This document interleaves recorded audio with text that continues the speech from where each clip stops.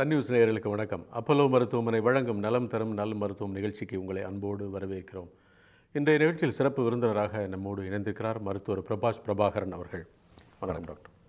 Vertigo, தலை சுற்றல், இது 1 2 3 இப்படி அடுக்கிட்டே போனோன்னா ஒரு பெரிய ட்ரெயின் மாதிரி இருக்கும் இந்த சப்ஜெக்ட். இதில் மிகப்பெரிய குழப்பம் எங்கே வருது அப்படின்னா, இது நிரந்தரமானதா, ஒரு ஃப்ரீக்குவன்சியில் கரெக்டாக வரணுமா, அப்படி அந்த ஃப்ரீக்குவன்சி மாறுச்சுனாலோ அல்லது ஒரே வாரத்துக்குள்ள தொடர்ச்சி அமைச்சுனா என்ன பண்ணலாம்னு ஏகப்பட்ட கேள்விகள் இதுக்கு முன்னால் இருக்குது. நான் முதல்ல ஆரம்பிக்கிற கேள்வி, இந்த வெர்டிகோன்னு சொல்கிற தலை சுற்றல் அப்படிங்கிறதுக்கு ஒரு மருந்து கொடுக்குறாங்க. அடிப்படை காரணமாக சொல்லப்படுவது காதுக்குள்ளே ஒரு இன்ஃபெக்ஷன் இருக்கலாம் அல்லது வேறு நரம்புகளில் ஒரு இன்ஃபெக்ஷன் இருக்கலாம்ங்கிற ஒரு வார்த்தையோடு நிப்பாட்டிடும். ஒரு 3 நாள் நீங்கள் ஒரு குறிப்பிட்ட மருந்து போடுங்க, சரியாயிடும் அப்படிங்கிறாங்க. சரி ஆகிடுது. அப்புறம் ஒரு வருஷம் 6 மாதம் கழித்து வருது. ஸோ இந்த மருந்து அப்படிங்கிறது ஒரு டெம்பரவரி ரிலீஃப், அந்த நிமிஷத்துக்கானது மட்டுமே. திரும்பவும் அது எப்போ வேணாலும் வரலாம். இது முழுமையாக குணப்படுத்தாது அப்படின்னு எடுத்துக்கலாமா? வெர்டிகோங்கிறது ஒரு டயக்னோசிஸ் கிடையாது. வெர்டிகோங்கிறது ஒரு அறிகுறி.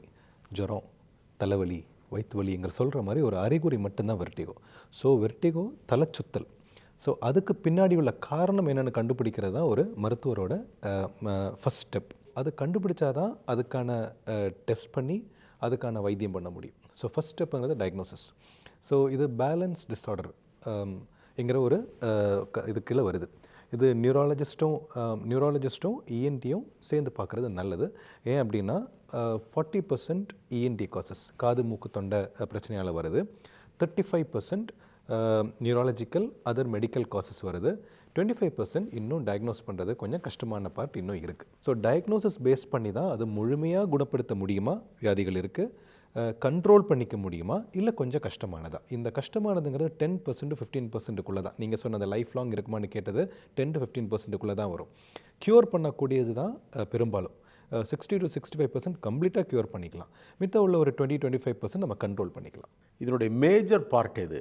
இஎன்டி தொடர்பானது மேஜர் பார்ட்டா, நியூரோ தொடர்பானது மேஜர் பார்ட்டா அப்படிங்கிறத பொறுத்து தான் அந்த முடிவு எடுக்க முடியும். ஸோ என் கேள்வி, நீங்கள் 2 பேரும் பார்க்க சொல்லும் பொழுது இந்த தலை சுத்தல் அப்படிங்கிறது எந்த பார்ட்டை அதிகமாக அடிப்படையாக கொண்டது? ஸோ அது டிஃப்ரென்ஷியேட் பண்ணுறது ஒரு பேஷண்ட்டுக்கு அது கொஞ்சம் கஷ்டமாக இருக்கும், எந்த நிபுணரை பார்க்கணுங்கிறது.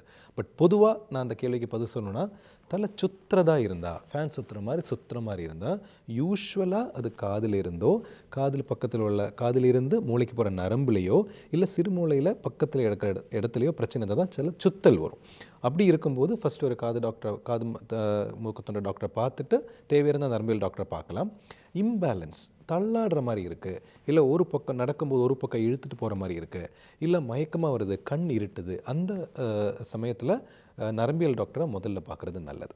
இஎன்டி டாக்டரை நம்ம பார்க்குறோம், அவர் இதை டயக்னைஸ் பண்ணி மருந்து கொடுத்துட்றாரு. அப்படிங்கும் பொழுது சரி பார்த்துட்டான், இருந்தாலும் டாக்டர் சொல்லிட்டாரு, நரம்பியல் டாக்டரையும் 2வது தடவை போய் பார்த்துடலாம் அப்படின்னு ஒரு முடிவுக்கு வரலாமா? அல்லது இஎன்டி டாக்டர் கான்ஃபிடென்ட்டாக இது போதுங்க, ஒரு 5 நாளில் இந்த கோர்ஸில் சரியாயிடும் அப்படின்னு சொன்னால் அப்படியே இருந்துறது சரியா? கரெக்ட். இன்கேஸ் இஎன்டி டாக்டர் போதும், இந்த மருந்து இது கரெக்டான டயக்னோசிஸ், இதுதான் மருந்து, இது போதும்னா மேற்கொண்டு பார்க்க தேவையில்லை. மேற்கொண்ட அறிகுறிகள் இருந்தால் நரம்பியல் டாக்டர் பார்த்தால் போதும். சில பேர் சொல்லுவாங்க, காதுக்குள்ளே எனக்கு ஒரே சத்தமாக இருக்குது சுற்றும் போது அப்படிம்பாங்க. ஸோ இந்த காதுக்குள்ளே சத்தமாக இருக்குது அப்படிங்கிறதுனாலேயே இது முழுக்க அல்லது மேக்ஸிமம் இஎன்டி பர்சன்டேஜுக்குள்ளே வரும்னு எடுத்துக்கலாமா, இல்லை காதுக்குள்ளே சத்தம்ங்கிறது நியூரோ தொடர்பானதாகவும் இருக்கலாம்னு எடுத்துக்கலாமா? காதுக்குள்ளே சத்தம் வருதாக இருந்தால் அது யூஸ்வலாக இஎன்டி ப்ராப்ளம் தான். நரம்பியல்னால காதுக்குள்ளே சத்தம் வரும், அது ரொம்ப ரொம்ப அரிதான விஷயந்தான். இப்போ இளம் வயதினருக்கே இது வர ஆரம்பிக்குது. ஸோ இந்த இன்ஃபெக்ஷன் அப்படிங்கிறது எந்த இடத்துல ஃபார்ம் ஆன இது வருது டாக்டர்? இன்ஃபெக்ஷன் மட்டும் இல்லை, தலை சுத்தலுங்கிறது எந்த வயதுலேயும் வரலாம். சிறு வயசுலேயும் வரலாம், மிடில் ஏஜ்லேயும் வரலாம், ஓல்ட் ஏஜ்லேயும் வரலாம். ஆனால் அதுக்கான காரணங்கள் ஒவ்வொரு ஏஜ்லேயுமே ஸ்பெசிஃபிக்காக இருக்கும். ஃபார் எக்ஸாம்பிள், குழந்தை பருவத்தில் வரதா இருந்துச்சுன்னா அது மைக்ரேன், வெஸ்டிபுலர் மைக்ரேன், அது காரணமாக இருக்கலாம். அடல்ட்ஹுட்டில் வரதா இருந்துச்சுன்னா மோஸ்ட்லி காதுக்குள்ளே ஒரு கிறிஸ்டல் ஃபார்ம் பண்ணுறதுனால, பிபிபிவி அப்படின்னு சொல்லுவோம், அதில் காதுக்குள்ளே ஒரு கிறிஸ்டல் ஃபார்ம் பண்ணுறதுனால நம்ம தலை ஷேக் பண்ணும்போது அது அசையும், அதனால் தலைச்சுத்தல் வரும், அது ஒரு காரணமாக இருக்கலாம். இன்னொன்று வெஸ்டிபுலர் நியூரைட்டிஸ், அதுதான் ஒரு இன்ஃபெக்ஷன் போயிடுச்சு. ஸோ காதிலிருந்து மூளைக்கு போகிற நரம்பிலையோ இன்ஃப்ளமேஷன் ஏற்பட்ட வெஸ்டிபுலர் நியூரைட்டிஸ்ங்கிற ஒரு வியாதி இருக்குது. ஸோ அது மிடில் ஏஜ்லேயுமே அதுவுமே ஒரு எல்டர்லி குரூப்லேயுமே இருக்கிறது. இன்னொன்று ஸ்ட்ரோக். ஸோ அது 45 இயர்ஸ்க்கு மேலே காமனாக அது ஸ்ட்ரோக் நம்ம பார்க்குறோம்.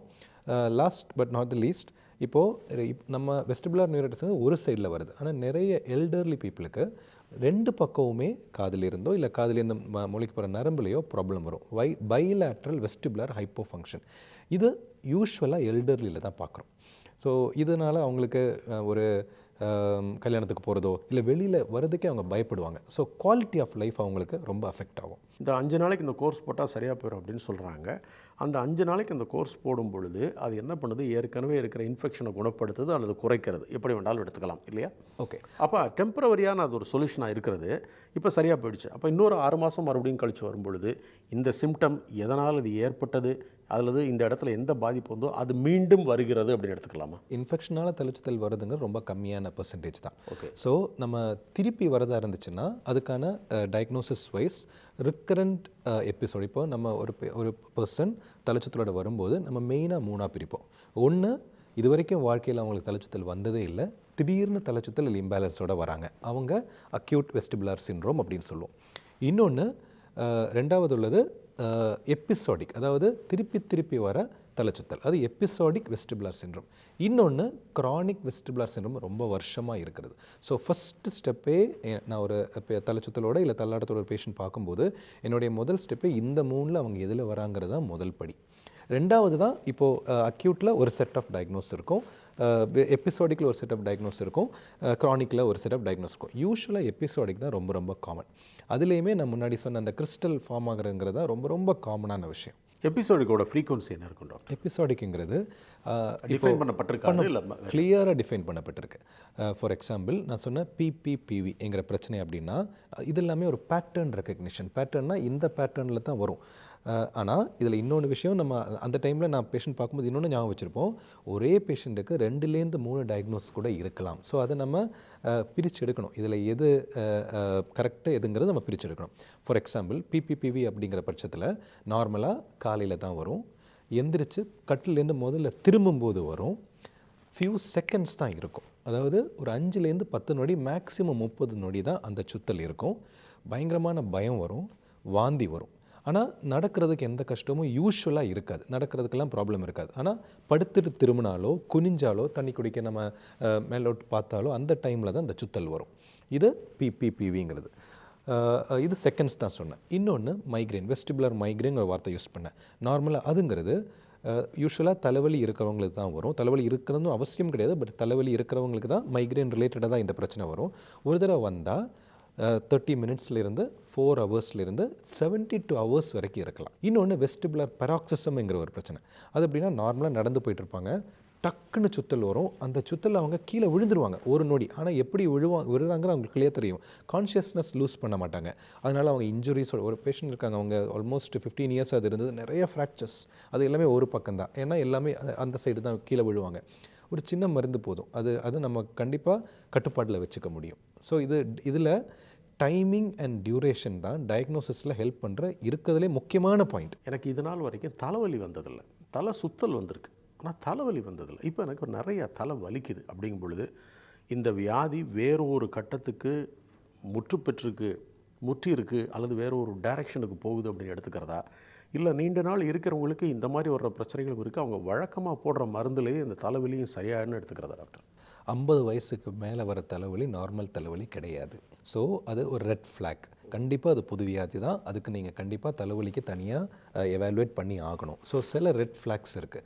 ரெட் ஃப்ளாக்ல முக்கியமான ஒன்று 50 இயர்ஸுக்கு மேலே ஃபஸ்ட் டைம் வர தலைவலி. ஸோ அந்த தலைச்சுத்தலுக்கும் இந்த தலைவலிக்கு சம்மந்தமான வாய்ப்புகள் ரொம்ப நாள் தலைச்சுத்தல் இருக்குது, திடீர்னு தலைவலி வருது, கண்டிப்பாக வேறு வியாதியாக தான் இருக்கணும். அதே டைமில் ரொம்ப நாள் தலைவலி இருக்குது, ஃபஸ்ட் டைம் தலைச்சுத்தல் வரதில் ப்ராபப்ளி வெஸ்டிபுலர் மைக்ரேனாக இருக்க வாய்ப்புகள் இருக்குது. இந்த பிரெயின் MRI அப்படிங்கிற ஒரே ஒரு விஷயமே புதிதாக கொண்டு வந்திருக்கிற இந்த வியாதி வந்திருக்கா இல்லையா, எந்த ஸ்டேஜில் இருக்குன்னு முடிவெடுக்குமா, இல்லை அதை தாண்டி வேறு இன்வெஸ்டிகேஷனுக்கு அவங்க போக வேண்டிய லெவலில் இருக்காங்களா? இப்போது ஒரு பேலன்ஸ் டிஸார்டர் அப்படின்னு எடுக்கும்போது 90% ஹிஸ்ட்ரி தான். இப்போ நீங்கள் ஒரு கரெக்டாக என்ன கேட்கணும்னு தெரிஞ்சிருக்கணும் அந்த மருத்துவருக்கு, அதை எப்படி இன்டர்பிரேட் பண்ணுறதுன்னு தெரிஞ்சுக்கணும். நிறைய தடவை என்ன ஆகுதுன்னா, ஒரு பேஷண்ட்டால் எக்ஸ்பிளைன் பண்ண முடியலை, அவங்களுக்கு சுத்துதா இல்லை தள்ளாடுதா அப்படின்னு எக்ஸ்பிளைன் பண்ண முடியறதில்ல. இது கேட்குறதுக்கு ஒரே வழி தான் நாங்கள் பார்த்துருக்கோம், I have to act out, fan சுற்றுற மாதிரி சுற்றுதா அப்படின்னு சொன்னால் மட்டும்தான் they we are as are no, அது மட்டும் சொல்லுச்சுன்னா இல்லை எனக்கு அந்த மாதிரி இல்லை, அப்போ தள்ளாடுதா, இதுதான் பதிலே தவிர நம்ம சுத்துதா தள்ளாடுதான்னு கேட்டால் பதில் வருது. So they are not, people are not able to explain them self. இன்னும் ஒரு இதில் ஒரு ரொம்ப நுணுக்கமான ஒரு ப்ராப்ளம் நான் சொல்கிறேன், ஆசிலாப்சியா. அது என்னென்னா எல்லாமே லைட்டாக ஷேக் ஆகும். இப்போது ஒரு பொருள் அங்கே இருக்குது, ஆனால் அந்த பொருள் நகல்கிற மாதிரி உங்களுக்கு தெரியும். இதை எப்படி எக்ஸ்பிளைன் பண்ணுறது? ஒரு அது அது நம்ம கேட்குறது எப்படின்னா, ஒரு பேஷண்டால் எக்ஸ்பிளைன் பண்ண முடியாது. So we have to ask, okay நீங்கள் அப்படி போயிட்டு இருக்கும்போது லைட்டாக அசைரமாக இருக்கா. இன்னொரு இதுனா வண்டி ஓட்டும்போது மட்டும் வரும், அதுவுமே ஹைவேல மட்டும் வரும், அதுவுமே ஒரு 3 லைன் ஹைவேல போகிறதுனால மட்டும் வரலாம். சிலவங்களுக்கு வண்டியில் டிரைவிங் பண்ணும்போது இருக்காது, வண்டி நிறுத்தி வெளில இறங்கினோன்னே வரலாம். ஸோ இதெல்லாமே ஃபங்க்ஷனல் பேலன்ஸ் டிஸார்டர்ஸ் அப்படின்னு ஒரு கேட்டகரியில் வரும். இதெல்லாமே கண்ட்ரோல் பண்ணக்கூடிய ஒரு வியாதி தான். யாருக்கு இது நிறையா வர்றதுக்கான பாதிப்பு உண்டு? இந்த வியாதி யாருக்கு வேணாலும் வரலாம். ஓகே. ஆனால் நான் இப்போ லாஸ்ட்டாக சொன்ன இந்த ஃபங்க்ஷனல் பேலன்ஸ் டிஸார்டர்ஸுங்கிறது ஒரு குறிப்பிட்ட மக்களுக்கு வர்றதுக்கு வாய்ப்பு அதிகம். அது யார் அப்படின்னா, ஆன்ஷியஸாக இருக்காங்க, இல்லை அவங்களுக்கு கொஞ்சம் படப்படப்பு இருக்குது, அவங்களில் ஆன்சைட்டினால் இந்த பிரச்சனை வரலை, பட் அவங்களுக்கு இந்த ஃபங்க்ஷனல் பேலன்ஸ் டிஸார்டர்ஸ் அதிகமாக வரதை நாங்கள் கவனிச்சிருக்கோம். சரி, அப்போ அந்த ஆங்ஸைட்டியை நம்ம குறைச்சிட்டோம் அல்லது இந்த பிரச்சனையை குறைச்சிட்டோம்னா அதுவும் குறைஞ்சிருமா? Exactly, correct. Okay, correct. ஏன்னா அது மட்டும் பத்தாது. ஃபஸ்ட்டு ஃபங்க்ஷனல் பேலன்ஸ் டிஸார்டர் தானாங்கிறத நம்ம அதுங்கிறது ஹிஸ்ட்ரி தான், நம்ம அந்த இன்டர்வியூ தான். நம்ம ஆரம்பித்தது எம்ஆர்ஐலேருந்து ஆரம்பிச்சிருந்தோம். ஸோ அது கிளியர் ஹிஸ்ட்ரியிலேயே 90% கண்டுபிடிக்க முடியும். 5%ங்கிறது அந்த ஹிஸ்ட்ரியிலேருந்து எடுத்த இன்ஃபர்மேஷன் வச்சு நம்ம எக்ஸாமின் பண்ணுவோம். அந்த எக்ஸாமினேஷன் பண்ணும்போது சில ஃபைண்டிங்ஸ் நம்ம எக்ஸ்ட்ராவாக கிடைக்கும். மிச்சம் இருக்கிற 5% பேஷண்ட்ஸ் தான் டெஸ்ட் தேவை. ஸோ அதுலேயுமே எம்ஆர்ஐ இருக்குது. அது இல்லாமல் வீடியோ நிஸ்டெக்னோகிராஃபி, அதாவது கண், eyes are the Windows to diagnosis in vertigo. So I moments வச்சுட்டு நம்ம கண்டுபிடிக்கும். அது ஏன் அப்படின்னா, நம்ம நடக்கிறோம், காரில் போகிறோம், ஓடுறோம், அந்த டைமில் கூட நம்ம ஓடும்போது கூட நம்மளால் ஒரு பில் போர்டில் ஏதோ ஒன்று பார்த்தா வாசிக்க முடியும். அது ஏன் அப்படின்னா கண்ணும் பேலன்ஸ் சிஸ்டமும் கனெக்டட். ஸோ விஷன் ஸ்டேபிளாக இருக்கணுங்கிறதுக்காக பேலன்ஸ் சிஸ்டம் எப்போவுமே கண்ணு கூட கனெக்டட் இருக்கும். So we are able to see very well. So இந்த கனெக்ட் இதில் முக்கியம். ஸோ நம்ம அதை மேனிப்புலேட் பண்ணுறோம் எப்படின்னா, அப்போ கண்ணில் ஏதாவது ஃபைண்டிங்ஸ் பார்த்துட்டோன்னா எங்கே பிரச்சனை நம்மளால் கண்டுபிடிக்க முடியும். ஸோ அதுதான் அந்த 5% நம்ம எக்ஸாமின் பண்ணி கண்டுபிடிக்கக்கூடியது. ஸோ எம்ஆர்ஐங்கிறது தேவை தான், இல்லைன்னு நான் சொல்லலை. பட் தென் நம்ம கரெக்டான டயக்னோசிஸ் எடுத்துகிட்டு தான் நம்ம எம்ஆர்ஐ எடுக்கிறத நான் சஜஸ்ட் பண்ணுவேன். ஸோ இதுக்கு அடுத்தது என்னென்ன டெஸ்ட்டெல்லாம் நம்ம எம்ஆர்ஐ டிசைட் பண்ணுறதுக்கு முன்னால் பண்ணணும்? ஒரு அப்நார்மாலிட்டி தெரிஞ்சுக்கிறதுக்கு முன்னாடி நார்மல் என்னங்கிறது நம்ம தெரிஞ்சுக்கணும். ஸோ நார்மலாக நம்முடைய எப்படி பேலன்ஸ் நம்ம மெயின்டைன் பண்ணுறோன்னா, ஒன்று கண், நார்மலாக கண்ணை வச்சு தான் நம்ம மேஜர் டைம்ஸ் பேலன்ஸை மெயின்டைன் பண்ணுறோம். ரெண்டாவது காதிலிருந்து உள்ள பேலன்ஸ் சிஸ்டம், வெஸ்டிபுலார் சிஸ்டம்னு ஒன்று இருக்குது. அதுலேருந்து உள்ள இன்ஃபர்மேஷன் நம்ம தலை அசைக்கிறோம், திரும்புகிறோம், அந்த இன்ஃபர்மேஷன்லாம் பிரெயினுக்கு போயிட்டுருக்கோம். மூணாவது கால் நரம்புலேருந்தும் கையிலேருந்து எல்லாம் எப்படி கை எங்கே இருக்குது, கால் எங்கே இருக்கிற இன்ஃபர்மேஷன் பிரெயினில் போயிட்டே இருக்கும். இந்த 3 இன்ஃபர்மேஷனும் பிரெயினில் கலெக்ட் பண்ணி அதை கம்பேர் பண்ணிகிட்டே இருப்போம். ஃபார் எக்ஸாம்பிள், நம்ம ட்ரெயினில் உட்காந்துருக்கோம், பக்கத்து ட்ரெயின் மூவ் ஆகுது, நமக்கு என்ன ஃபீல் ஆகும்? நம்ம ஃபஸ்ட்டு மூவ் ஆகிற மாதிரி தெரியும். ஏன்னா உடனே அந்த பிரெயின் கிராஸ் செக் பண்ணிகிட்டே இருக்கும். So brain will find no நம்ம மூவ் பண்ணலைங்கிறது. ஸோ இந்த மூணு விஷயங்களையும் அலசி தான் பிரெயினுங்கிறது ஒரு ப்ராசஸர், இது 3 சென்சர். இது இல்லாமல் இன்னொரு விஷயம் இருக்குது. அது என்னென்னா, பிரெயின் ப்ரெடிக்ட் பண்ணும். இப்போ நம்ம குழந்தையில நம்ம நடக்க ஆரம்பிக்கும் போது நிறைய தடவை கீழே விழுந்து நம்ம கற்றுப்போம். சைக்கிள் கற்றுக்கும் போது அப்படி தான். இது எல்லாமே ஒரு லேர்ன்டட் ஸ்கில். ஸோ பிரெயின் என்ன பண்ணும்? ப்ரெடிக்ட் பண்ண ஆரம்பிக்கும். ஸோ ப்ரெடிக்ஷன், அந்த ப்ரெடிக்ஷனை தான் நம்ம ட்ரீட்மெண்ட்லேயும் நிறைய நம்மளுக்கு யூஸ் ஆகும். ஸோ நீங்கள் கேட்டிங்க எங்கே டெஸ்ட் பண்ணுவோன்னு கேட்டிங்க. ஸோ கால் நரம்பு கிளியராக இருக்கா, அதே மாதிரி ஸ்பைனல் கார்டில் ஃபைண்டிங்ஸ்லாம் கிளியராக இருக்கா, செரிபெல்லம் அதுங்கிறத நம்மளுடைய கோஆர்டினேஷனை மெயின்டைன் பண்ண அது கிளியராக இருக்கா, பார்வையில் ஏதாவது ப்ராப்ளம் இருக்கா, அதே மாதிரி வெஸ்டிபுலர் அப்பேரட்டஸ் ப்ராப்ளம் இருக்கா, இது ஃபிசிக்கல் எக்ஸாமினேஷனில் கிளியராக கண்டுபிடிக்க முடியும் நம்மளை. அதுக்கப்புறம் தான் டெஸ்ட்டுங்கிறத ஸ்ட்ரக்சரல் டெஸ்டிங், ஃபங்க்ஷனல் டெஸ்டிங்னு 2ஆக பிரிப்போம். ஸ்ட்ரக்சரல்னால் பிரெயினோட ஸ்ட்ரக்சர்லையோ இல்லை காதுலையோலையோ பிரச்சனை, அதுதான் எம்ஆர்ஐயில் தெரிய வரும். சிடி ஸ்கேனில் பெரிய யூஸ் கிடையாது இதில். ஸோ எம்ஆர்ஐயில் பிரெயினோட ஸ்ட்ரக்சரும் பேலன்ஸோட ஸ்ட்ரக்சரில் அதை ப்ராப்ளம் இருக்கான்னு தெரிய வரும். 2வது செட் ஆஃப் டெஸ்ட் தான் ஃபங்க்ஷனல் டெஸ்டிங். ஃபங்க்ஷனல் டெஸ்டிங் ரொம்ப ரொம்ப முக்கியம். ஃபங்க்ஷனல் டெஸ்டிங்கிறது வீடியோ நிஸ்டெமோகிராஃபி, கண்ணோட மூமெண்ட்டை கிளியராக வீடியோ எடுத்து அதில் ஒரு கிராஃப் பண்ணி அதை கண்டுபிடிக்க முடியும். வீடியோ ஹெட் இம்பல்ஸ் டெஸ்ட், அது ஒரு ரொம்ப முக்கியமான ஒரு விஷயம். இப்போதைக்கு அது புதுசாக புதுசாக வந்திருக்கு. So depending on the diagnosis தான் என்ன டெஸ்ட். இது ஒரு பொதுவான டெஸ்ட் கிடையாது. தலைச்சுத்தல் இருந்தால் எம்ஆர்ஐ பண்ணுங்கிறது கரெக்ட் கிடையாது. தலைச்சுத்தல் இருந்தால் என்ன டயக்னோசிஸோ அதுக்கேற்ற மாதிரி தான் நம்மளுக்கு என்ன டெஸ்ட் பண்ணணும்னு முடிவெடுக்க முடியும். மைக்ரேனுக்கு இதுக்கு என்ன சம்பந்தம் டாக்டர்? நார்மலாக நம்ம மைக்ரேன் அப்படிங்கிற போது தலைவலி அப்படி தான் தெரிஞ்சுக்கிறோம். ஆனால் ஒரு சப்செக்ஷன் இருக்குது, அதுக்கு பேர் வெஸ்டிபுலர் மைக்ரேன். தலைச்சுத்தல் இல்லை தள்ளாட்டம் கூட மைக்ரேனோட வெளிப்பாடாக இருக்கலாம். இப்போது மைக்ரேனுக்கு நிறைய பேருக்கு மோஷன் சிக்னஸ் இருக்கும். காரில் போகும்போது மலையோரங்களில் போகும்போது தலைச்சுத்தல் வரும். ஸோ இதே மாதிரி அசோசியேஷன் தான் இங்கேயும். ஒற்றை தலைவலின்னு ஒருத்தர் சொல்கிற ஒரு விஷயம் அல்லது அவர்களுக்கு உணர்ந்தால் கூட இது இந்த மாதிரி வெர்டிகோ ப்ராப்ளம் மற்ற ஒரு தலைச்சுற்றலுக்கு வழிவகுக்கும்னு எடுத்துக்கலாமா? மைக்ரேன் நிறைய பேருக்கு இருக்கலாம். அதில் ஒரு சப்செக்ஷன் ஆட்களுக்கு தான் வெஸ்டிபுலர் மைக்ரேன் இருக்கும். ஆனால் வெஸ்டிபுலர் மைக்ரேன் இருக்கிற எல்லாருக்குமே மோஸ்ட்லி தலைவலி இருக்கும். அப்படி தான் அதாவது மைக்ரேனுங்கிறது பெரிய பகுதி, அதில் எல்லாருக்கும் தலைச்சுத்தல் இருக்காது, ஒரு பகுதிக்கு தான் இருக்கும். But most of them with vestibular migraine will have headache. So அந்த ஒற்றை தலைவலி இருக்கிறவங்க அப்படிங்கிறவங்க எனக்கு இது வர்றதுக்கு சாத்தியக்கூறு இருக்குன்னு ஒரு டெஸ்ட் எடுத்துக்கிறது சரி? அப்படி இல்லை, அப்படி கிடையாது. இல்லை தலைச்சுத்தல் இருந்தால் தான் நம்ம அதுக்கு பார்க்கணும். தலைவலிங்கிறது டோட்டலி டிஃப்ரெண்ட்டான ஒரு இது. இப்போது தலைச்சுத்தல் இருந்தால் தான் அதுக்கான டெஸ்ட் நம்ம எடுத்துக்கணும். இந்த 2 வாரம் எனக்கு தொடர்ச்சியாக ஒரு 10 நாளைக்குள்ளே 2 தடவை வந்துருச்சு அப்படின்னா நான் உடனடியாக மருத்துவரை சந்தித்து ஒரு அபாய கட்டமோ வேறு ஒரு பிரச்சனையில் நான் இருக்கேன்னு எடுத்துக்கிறதா, அல்லது போட்ட மாத்திரவே இன்னொரு வாரம் பார்க்குறேன் அது சரியாக வந்து அப்புறம் கொஞ்சம் நாளைக்கு வரலைன்னா அதுக்கப்புறம் நான் டாக்டர் பார்க்குறேன்னு எடுக்கிறதா, எது இதில் சரி டாக்டர்? இது எபிசோடிக் வெஸ்டிபுலர் சிண்ட்ரோமுங்கிறதுல வருது, திருப்பி வருது. ஸோ இதுக்கான காசஸ் என்ன? ஃபர்ஸ்ட் சிம்பிளாக எடுத்துட்டோன்னா சுகர் கம்மியானாலோ அதிகமானாலோ வரலாம். ஸோ அந்த விஷயத்தை நம்ம காமனாக பார்க்க போகிறோம். ஓகே. பிபி அதிகமானாலோ கம்மியானாலோ வரலாம். இதெல்லாம் சிம்பிள் விஷயங்கள். அதுக்கு ஒரு படி மேலே ஸ்ட்ரோக் நம்ம பயப்படுவோம். நார்மலாக தலைச்சுத்தல்ங்கிறது ஒரு ஸ்ட்ரோக்கோட அறிகுறி தான். போஸ்டீரியர் சர்க்குலேஷன் ஸ்ட்ரோக்கோட, போஸ்டீரியர்னா சிறுமூளையில் ஸ்ட்ரோக் வந்தால் தலைச்சுத்தல் வரலாம். ஆனால் இது மாதிரி வருஷக்கணக்காக வரவங்களுக்கு கண்டிப்பாக அதுக்கான டெஸ்ட்லாம் பண்ணியிருப்பாங்க. அதனால் நான் I'm using common sense here. கண்டிப்பாக யாருமே வருஷக்கணக்காக இருந்துட்டு டாக்டர் பார்க்காம இருந்திருக்க மாட்டாங்க. ஸோ ஸ்ட்ரோக்குங்கிறது ஒரு காமன் விஷயம் தான், கண்டிப்பாக அதுக்கான எவாலுவேட் பண்ணியிருப்பாங்க. அதனால் நான் உங்களுடைய சிச்சுவேஷனுக்கு நான் பதில் சொல்லியிருக்கேன். ஸோ பட் தலைச்சுத்தலுக்கு ஸ்ட்ரோக் ஒரு காரணம் தான். சுகர் பிபி இருக்கிறவங்க, கொஞ்சம் ஒபீஸாக இருக்கிறவங்க, கொரட்டை இருக்கிறவங்க, ஏஜ் எபோவ் 50 இருக்கிறவங்க ஸ்ட்ரோக் எவாலுவேட் பண்ணிக்கிறது நல்லது தான். இன்னொன்று common cause for episodic vestibular சிண்ட்ரோமுங்கிறது ஃபங்க்ஷனல் பேலன்ஸ் டிஸார்டர். இதுதான் இருக்கிறதுலே காமனஸ்ட். ஃபங்க்ஷனல் பேலன்ஸ் டிஸார்டர்ஸ் தான் அதிகமானது.